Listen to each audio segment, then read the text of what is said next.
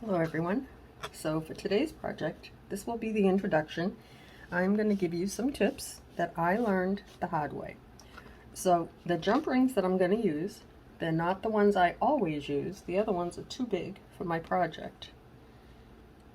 And these are in the Amazon playlist links. I will also try to remember to put them in the description box below.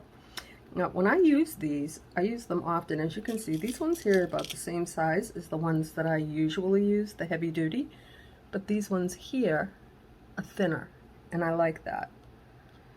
That's why they are smaller. However, I am not the neatest person in the world, and sometimes I get them kind of mixed up. And for this project, they have to be the same. So if you own these, or you decide to buy them, or even just purchase jump rings, make sure that they're not too big, and they're all the same size. So what I did, I decided that the middle section of the ones that I use are the right size for this project. However, I went about my business, oops, and I'm making a mess.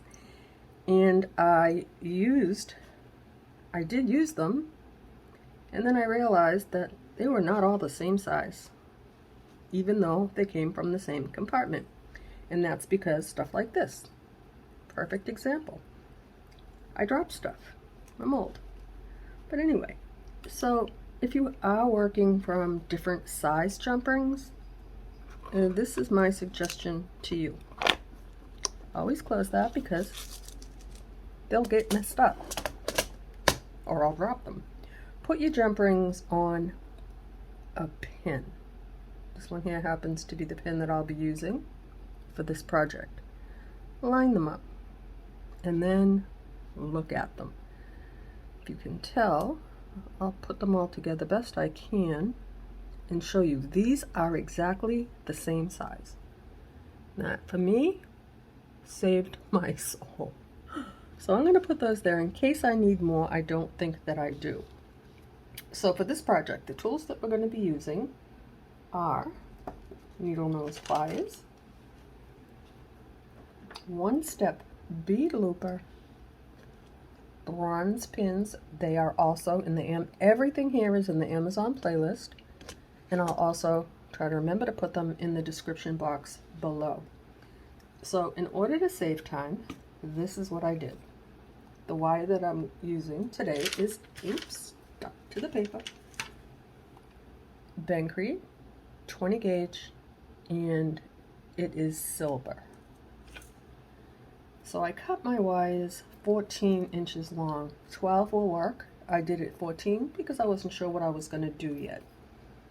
What method I'm using, also in the playlists. If you cannot do a slip knot, there are other alternatives. I have 3, and that's for when my hands say I cannot make a slip knot.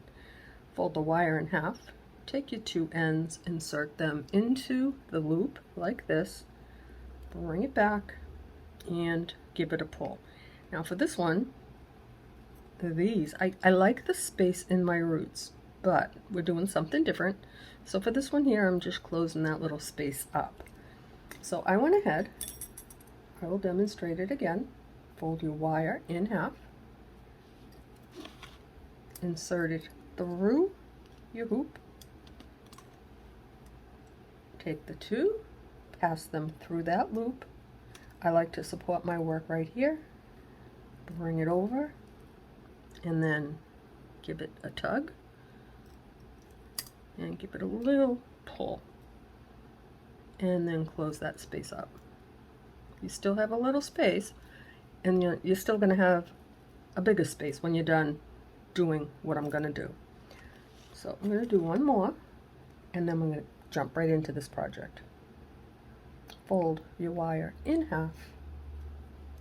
I like to give it a little pinch. Insert it through your hoop. Take these 2, go through this loop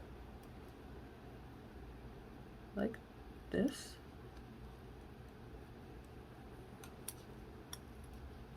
Give it a tug, and then you're going to put in your twists. For this particular project, I have 6 twists. I'm not really crazy about counting, but for this one I did. I don't know why. So we'll go 1, 2, 3, 4, 5, and 6. They are long roots, and that's what I wanted. I will use this for the next project. Now's the fun part. So I did things a little bit different. I did not put all my wires on my hoop first. We're going to be doing something with dangles. And this came to me as a suggestion with a photo that I can't share because I don't know where the photo came from. But I'm going to put my own twist on it. And it is kind of like Zen. It's supposed to be, I want it to look fluidy, relaxing, pretty. I just want a lot for this project. So what I decided to do, I have 3 already made. I'm putting 1 dangle in between each wire. And these 3 have 8 dangles on them. A teardrop, and then I alternated the gold and clear 4mm bicones. So there are 8 of each. And this is why your hoops, your little rings, jump rings, need to be the same size. Because if they're not, one will hang like that, and that is not what you want. And all 3 of them hung differently.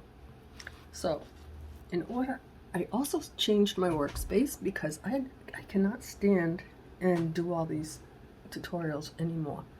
So I'm going to try my best to stay in focus. I'll probably be up and down to make sure that you can see my hands, and it looks like you can.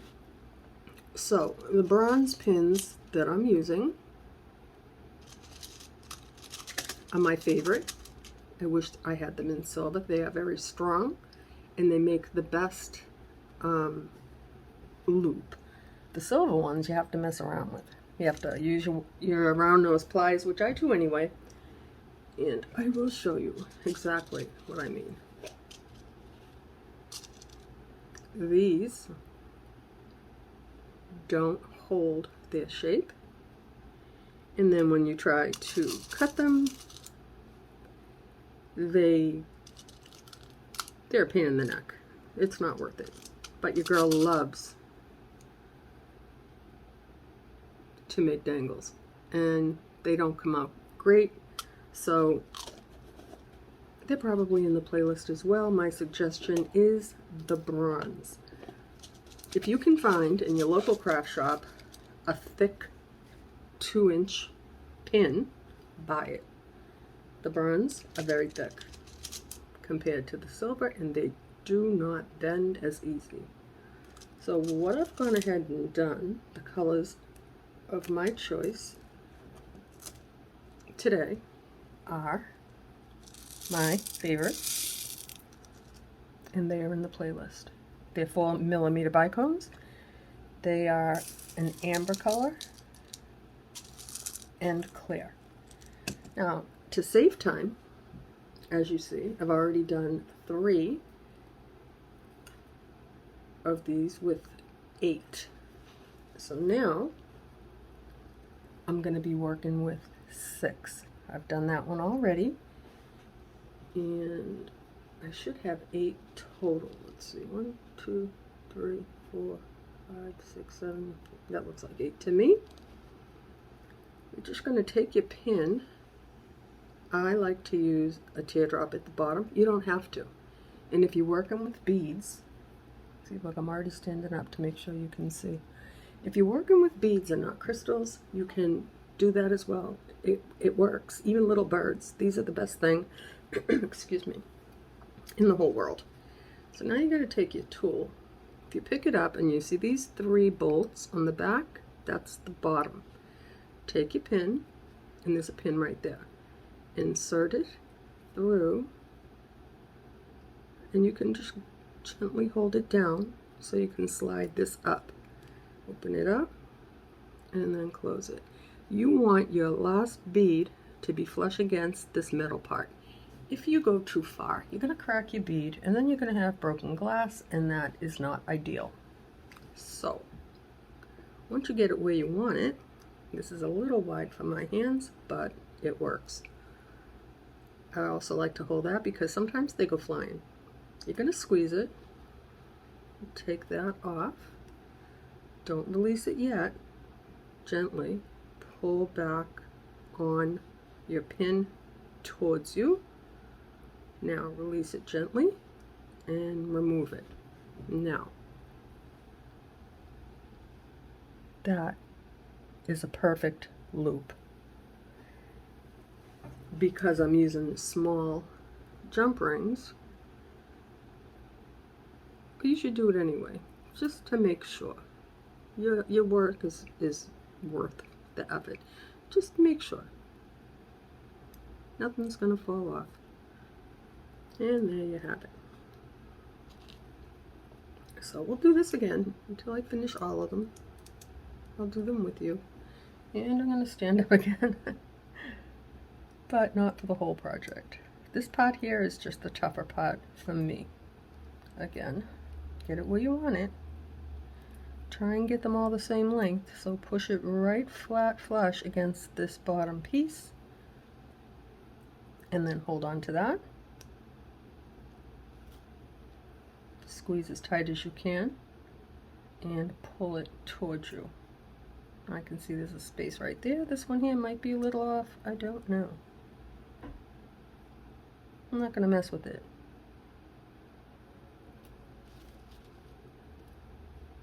They're not always going to be perfect. Hopefully, it'll have the look that I want. In just the variation of 6 to 8 crystals should be enough. I've never done it like this before. I have added them at the bottom of a project, but not like this. And there we have it. This one here looks a little tiny bit, a little space, not too much. That's all it took. One little turn, just to make sure that it's all the way closed. I did do a full tutorial on how to make dangles, and I went into great detail, and that is also in a playlist. So what I'm going to do now, I'm going to finish this one with you, then I'm going to pause and finish the last 3, because the next part is where I struggle just a tiny bit.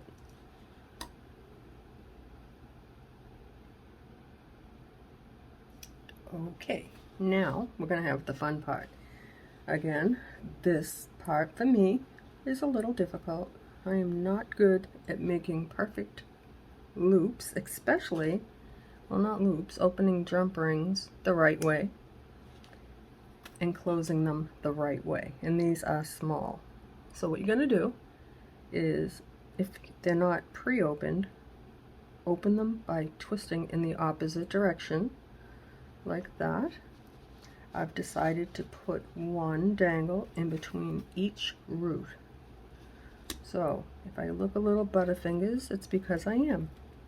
I drop them, I overbend them, I have more than I need because I mess them up.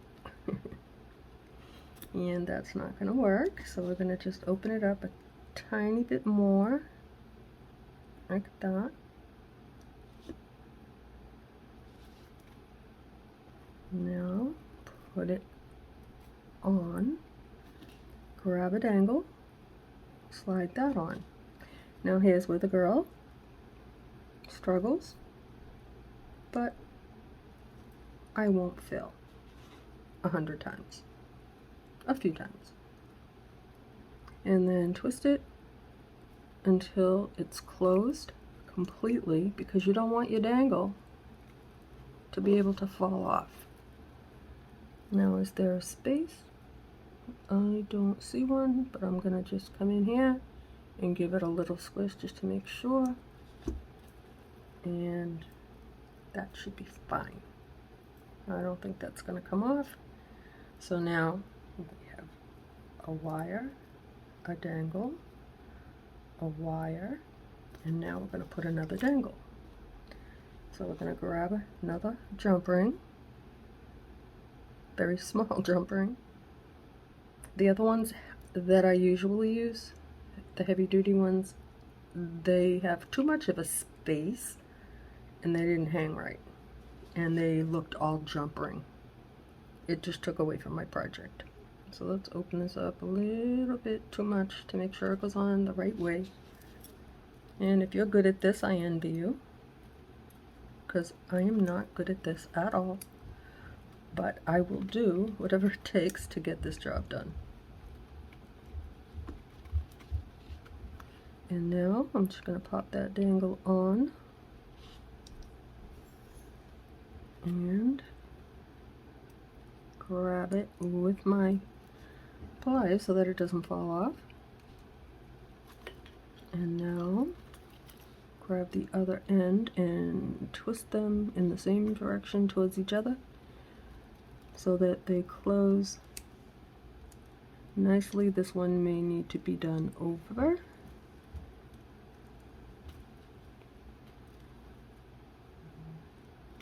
Should not have to do it like this, but if I can get it to work,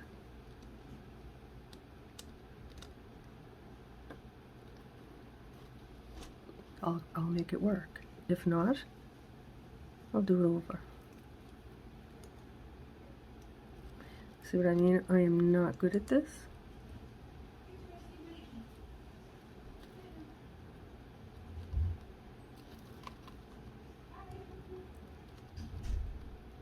Everybody's getting ready to leave for work. You can hear all the I love yous in the background. That's never a bad thing. Alright, we're going to leave that. Check it. Looks good to me. So now,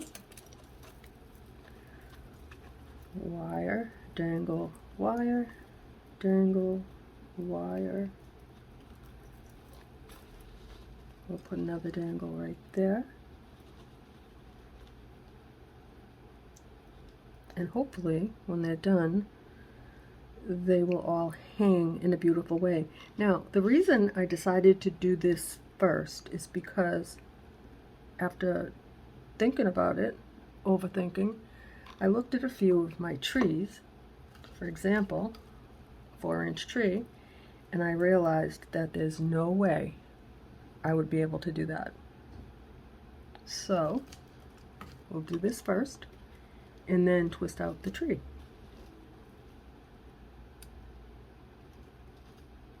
Okay, let's get that on there.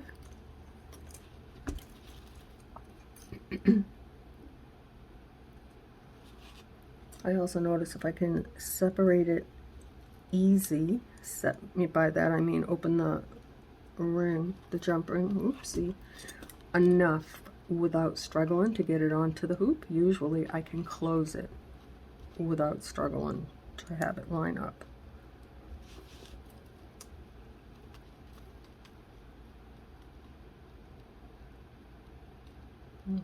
Okay, see, that one I think worked out pretty good. Almost. Let me just take a second look, because I think it needs a little adjustment.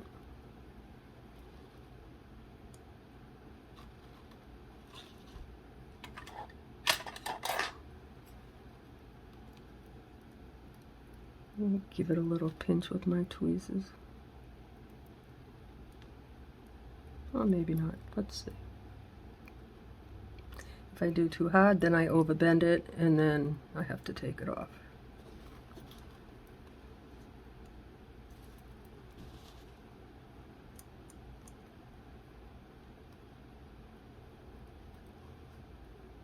So you get my point. They do have to kind of match up. Sometimes you hear a little click, and that means you nailed it. I don't always hear that little click.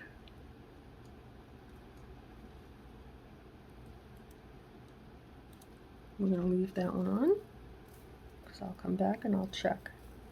So now that you get the point, I'm going to continue adding on the rest of these in between each wire.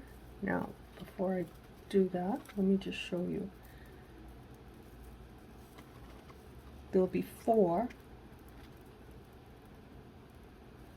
on each side of the 3, and this is what it'll look like as it graduates in size, because these ones have 6 and these 3 have 8, and that's what I wanted it to look like. So I'm going to pause you and I'm going to try and put the rest on, and then we'll get busy. Okay, so before I wrap up the introduction to my next project, I'm just going to go over it and show you what I've done. In between each of my 12 wires, I made dangles. I have 3 with 8 total crystals on it. Then I made 4 with 6. And then I thought, it didn't look quite right, and it has to be on the dangle has to be behind a wire, not in front of it, because when I twist out my tree, it won't be held in place. It'll just float around. So what I went ahead and did, just to kind of give it more of a graduated or even look, I made 2 more with 4. So I have 1 with 4 in the same space as 1 with 6. And then in between each other wire, I have 4s, and then 3 with 8. I also made 2 more because I like to put them right about here on my tree. So with that, this concludes part 1, and I hope to see you for the rest of my project. Thanks for watching, guys.